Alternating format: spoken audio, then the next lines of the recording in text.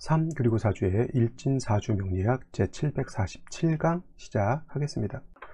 오늘은 양력으로 2020년 11월 22일이고요. 음력으로는 2020년 10월 8일입니다. 오늘 주어지는 명식 경자년 정해월 기사 1이 되겠고요. 오늘의 일진은 기사가 되겠습니다.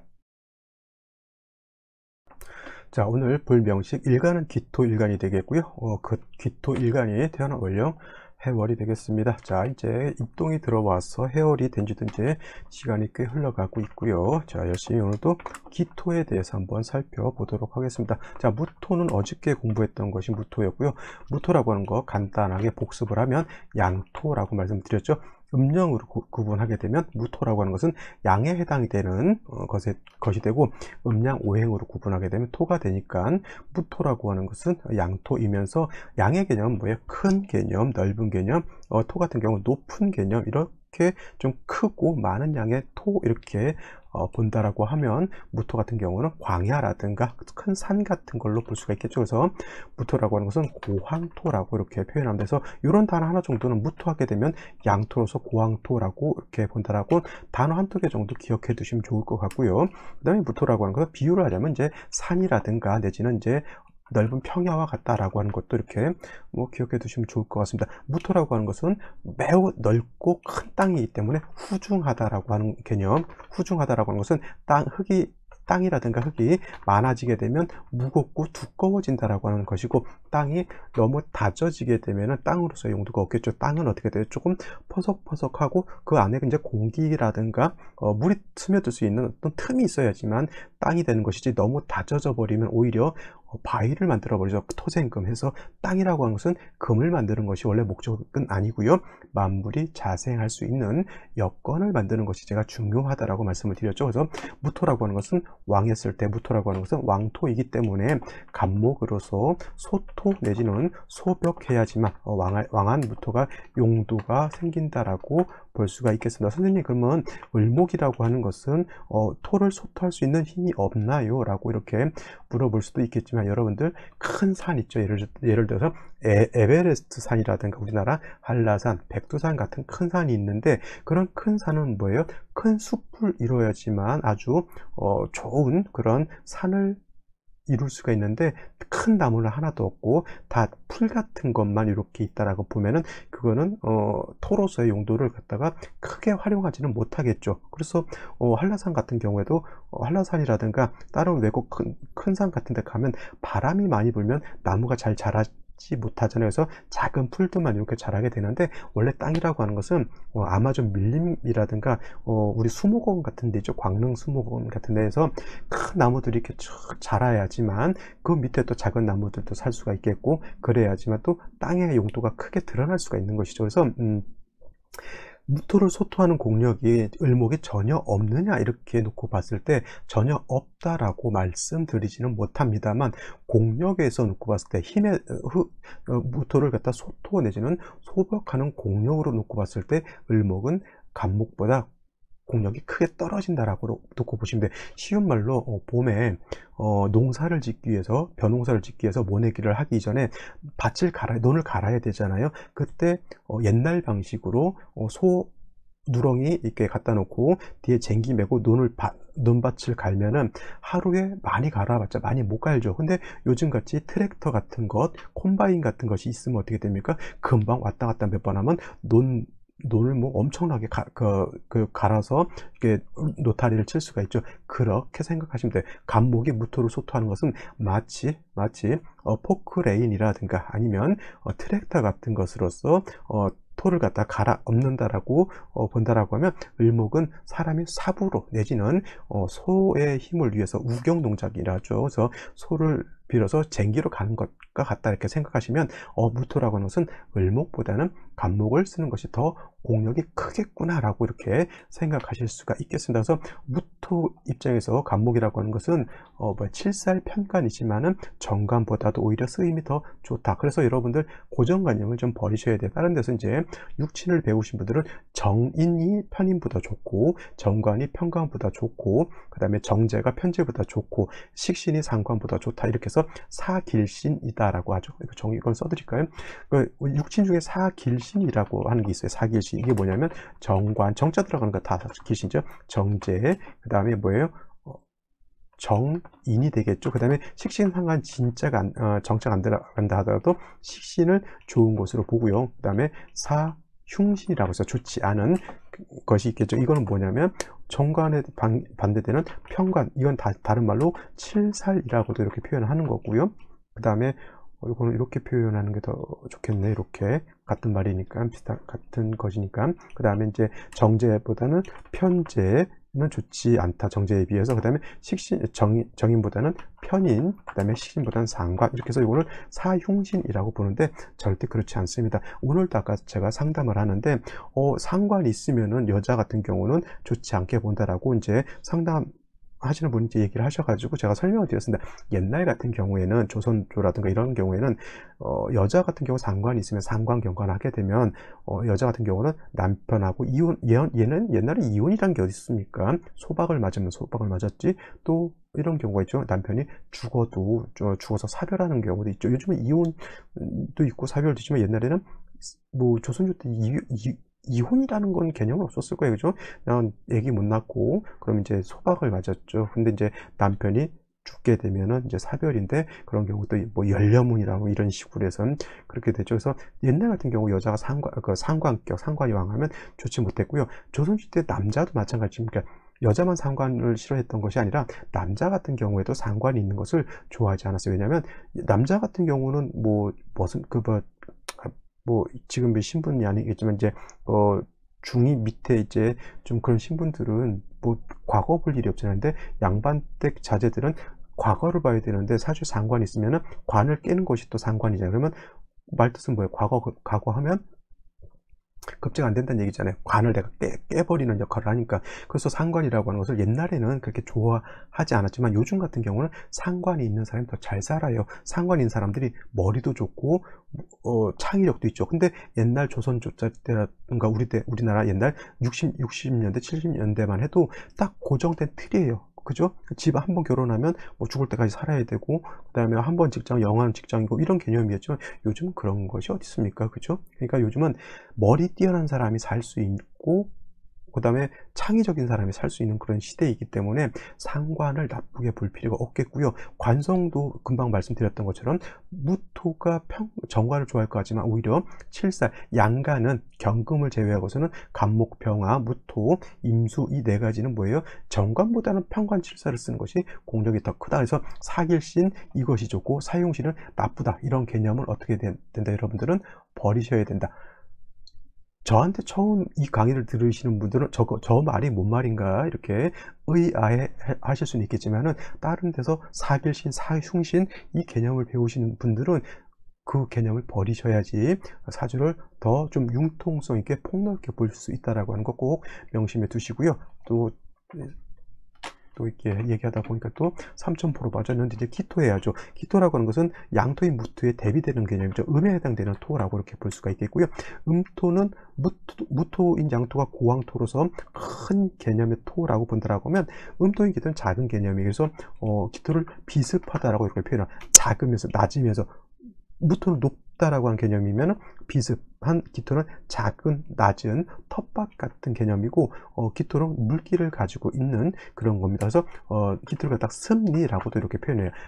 습자는 물기가 있다는 뜻이고요. 닐은 모래, 진흙 같은 개념이죠. 그래서 물기가 있는 진흙이라든가 물기가 있는 모래 같은 개념, 뻘과 같은 개념이 우리 저기 강가 같은 데 가면 갯벌 같은 뻘이 있죠. 이것이 바로 기토라고 이렇게 보셔도 크게 문제될 바는 아니고요. 작은 개념이기 때문에 고황토가 아니라 기토는 전원토라고 이렇게 보시면 됩니다. 논밭과 같은 개념인데 작은 텃밭으로 보시면 되겠고요. 텃밭, 그 다음에 분토라고 해서 여러분들 화분에 담겨져 있는 작은 그런 흙 이렇게 보시면 되겠습니다. 그래서 무토는 크고 넓고 높은 산과 같아서 후중하기 때문에 간목을 쓴다라고 하지만은 기토는 작은 흙이기 때문에 간목이라든가 을목 관사를 취용하지 않습니다. 이것도 큰 틀에서 일반론적으로 봤을 때 음간이라고 하는 것은 정화를 제외하고는 기토라든가 을목이라든가 신금이라든가 개수 같은 경우는 특별한 경우 아니고서는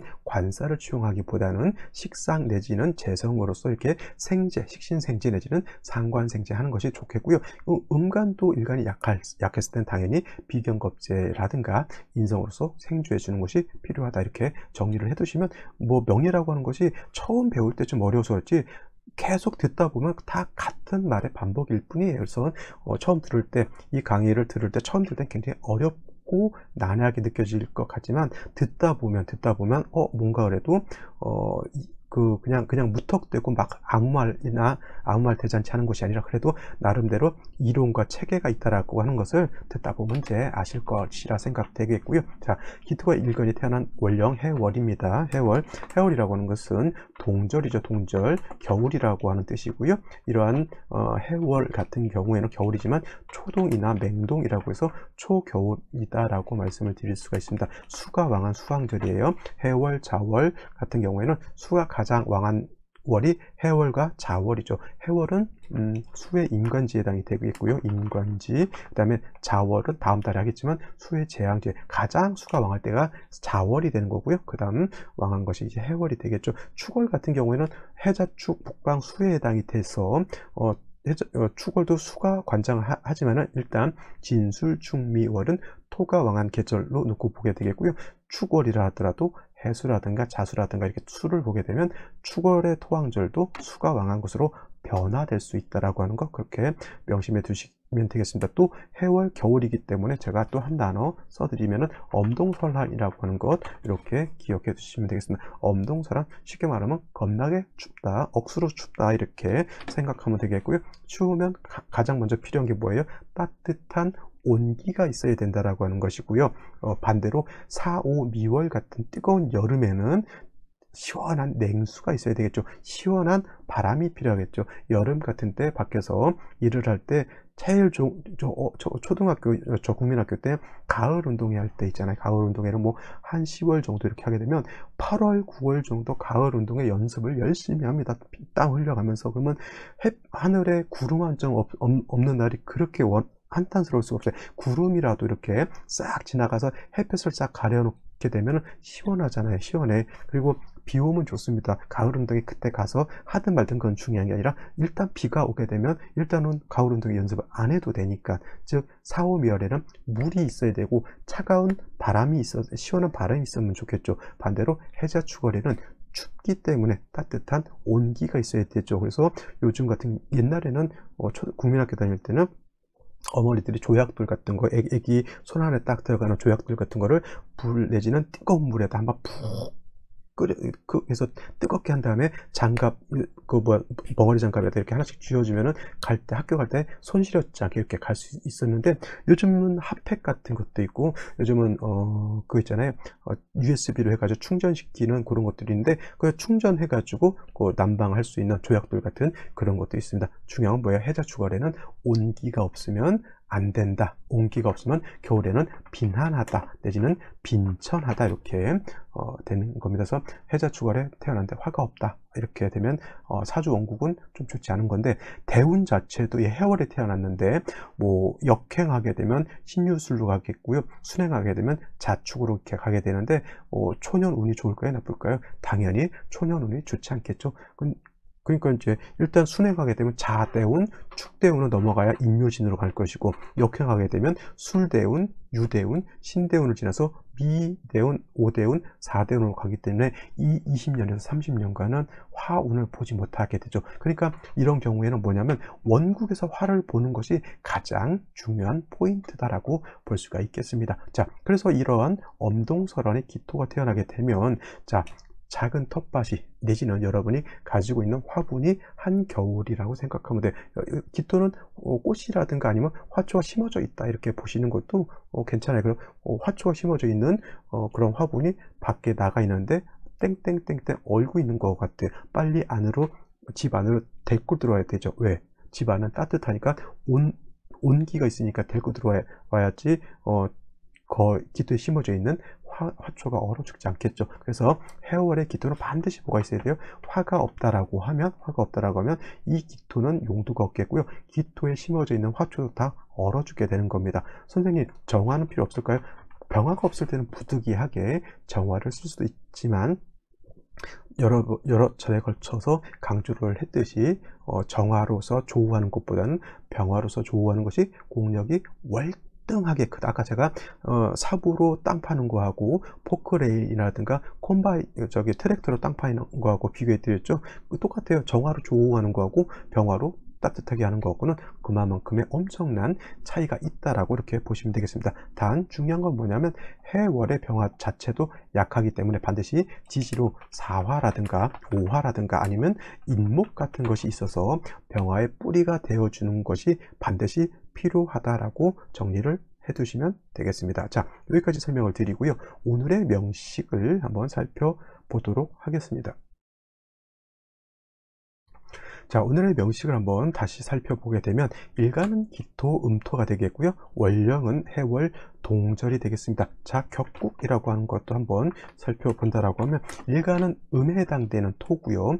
월지는 양에 해당이 되는 수죠. 음토가 양수를 만났고 음대 양인데 토는 수를 극하는 관계이니까 해수는 기토 입장에서 재성이죠. 근데 양대 음의 관계니까 이거는 정제라고 볼 수가 있겠고 정직격 이렇게 보시면 크게 틀리지 않을 것이고요. 단 해월이라고 하는 것은 재성 수가 왕한 수왕절임에 반해서 해월은 토는 뭐예요? 절지 가장 약하죠. 일간은 약하고 재성은 왕하다. 이거 많이 들어보셨죠? 재다 신약 내지는 신약 제왕한 그런 사주 국세가 된다. 재다 신약 내지는 신약 제왕하다라고 하는 뜻은 뭐냐면 재성이 많아서 좋다에 치중한 것이 아니라 일간이 약해서 재성을 감당하지 않는다, 재성을 감당하지 못한다라고 하는 겁니다. 쉬운 말로 길을 가는데 100톤짜리 금괴가 있어요. 근데 그걸 내가 들고 갈 수가 없죠. 그래서 재성은 많은데 내가 들고 가야 될 것이지인데 못 들고 가면 될 게 아니죠. 사주라고 하는 것이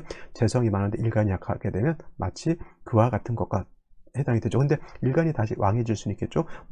이렇게 기토일간이 해월에 태어나서 일간이 약한데 인성이 있어서 일간을 도와주고 비견겁제가 있어서 일간을 도와주게 되면 왕한 재성을 갖다가 내가 능히 감당할 수 있다. 이건 다시 재다 신약한 사주가 신왕, 제왕한 사주로 변하기 때문에 재성을 감당할 수 있죠. 즉 100톤 길을 가는데 100톤짜리 금괴가 있어. 차량도 있고 내 친구들도 있고 덤프트럭도 있고 그 다음에 크레인도 있습니다. 다 능연히 가져갈 수 있겠죠. 그렇게 되면 그럼 100톤짜리 금괴를 가져가서 내가 쓸 수 있으면 좋을 겁니다. 단 그건 나 혼자 쓴 것이 아니라 인성의 도움을 얻어서 쓰는 거고 그 다음에 내 친구 비견겁지의 도움을 써서 그거를 내 걸로 취한 것이기 때문에 혼자 먹으면 돼요? 안 돼요? 그렇지 안 되고 그거는 다 주변 사람들한테 나눠줘서 이거를 갖다가 쟁지한다라고 하는 것이 아니라 분재한다라고 해요. 분재라고 하는 것은 나눌 분자에다가 재성전체 재물을 나눈다라고 하는 뜻입니다. 재다신약은 혼자 돈 벌 수 있는 사주가 아니고요. 반드시 인성이라든가 인성 윗사람이라든가 비견겁제 누구의 내 동기 동창 형제 자매가 같이 있어야지만 재성을 내 것으로 만들 수가 있겠죠.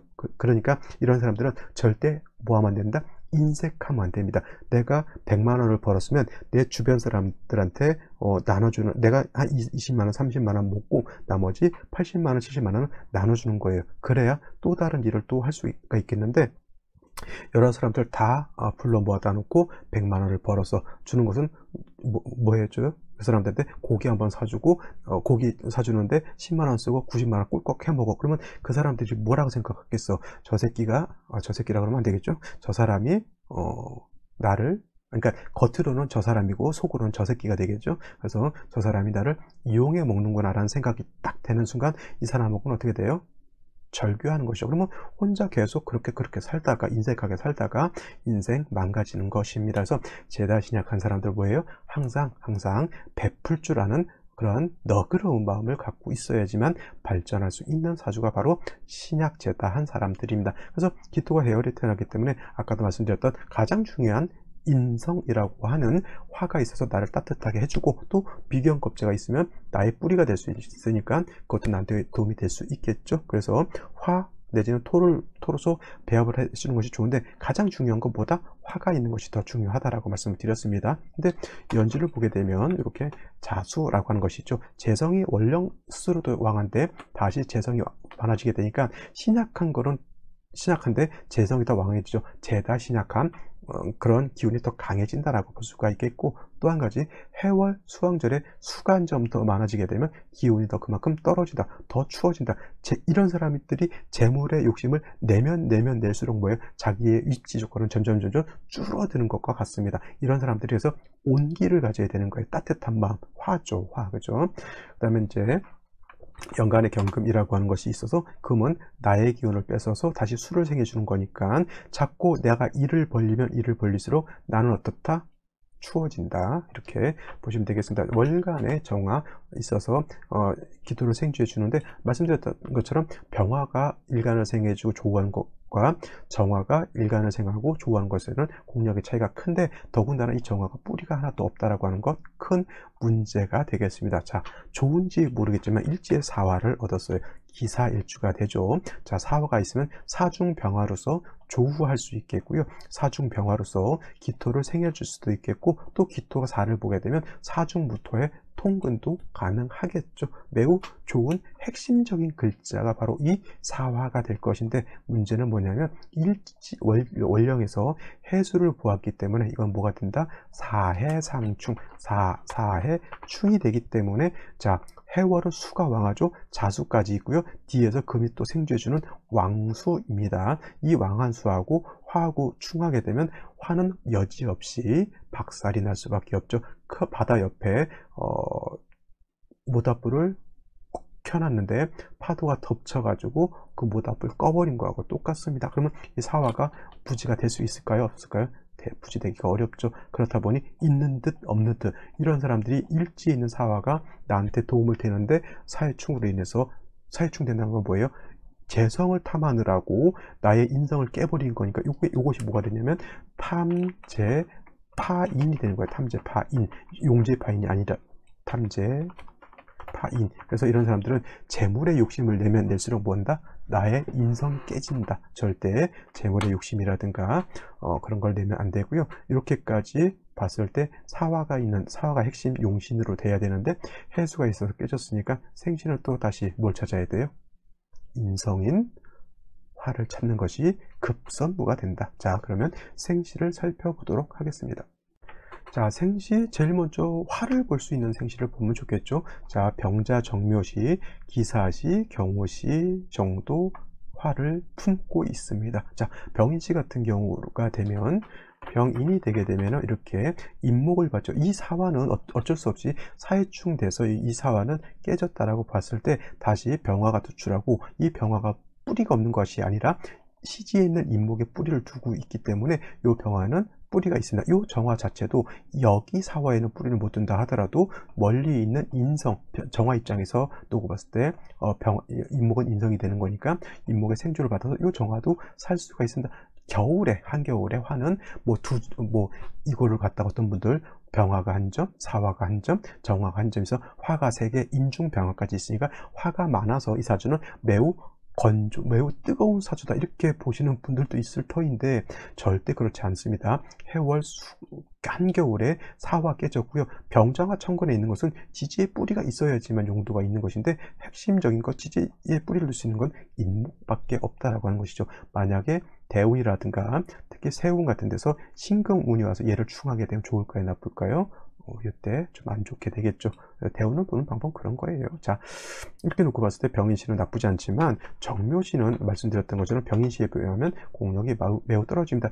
어차피 이 사화는 해수하고 사해충 돼서 깨졌다라고 하면 묘목을 가지고 화를 생해줘야 되는데, 묘목은 어떤 목? 그렇죠. 승목이라고 하죠. 승목, 물에 젖어 있는 나무와 같기 때문에, 내지는 풀과 같기 때문에 화를 생하는 것이 매우 미흡하고요.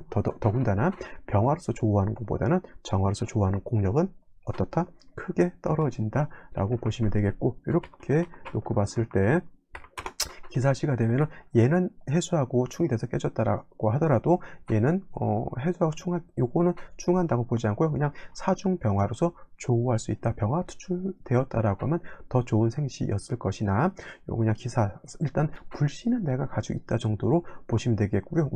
운은 목화운으로 가서 화가 살아나면 좋을 것이다 라고 보시면 되겠고, 경우시 같은 경우도 오화를 받기 때문에 이 정도도 일단 불씨를 가지고 있다는 측면에서는 나쁘지 않지만, 제가 봤을 때 어떤 생시가 제일 나을까요? 네, 제가 봤을 땐 역시나 병인시를 보는 것이 가장 적당한 생시가 아닐까 이렇게 생각되고, 어떤 분도 선생님 이거 사회충 되니까 이거 좌우충 되지 않을까요? 이거 좌우충 되지 않으니까 걱정 안 하셔도 되고요. 가끔 이제 저한테 상담 의뢰하시는 분들이 이런 것들을 많이 물어봅니다. 좌우충 되니까 이것도 깨지지 않냐? 이런 것 충이 되지 않는다. 오히려 이렇게 적어드릴까요? 접충은 극이 되나, 극이라고 하는 것은 파극할 때 극이 되나, 원격충은 이거 그러니까 원격충을 다른 말로 비충이라고 해요. 멀리 떨어져서 비충은 동이다. 오히려 그 사람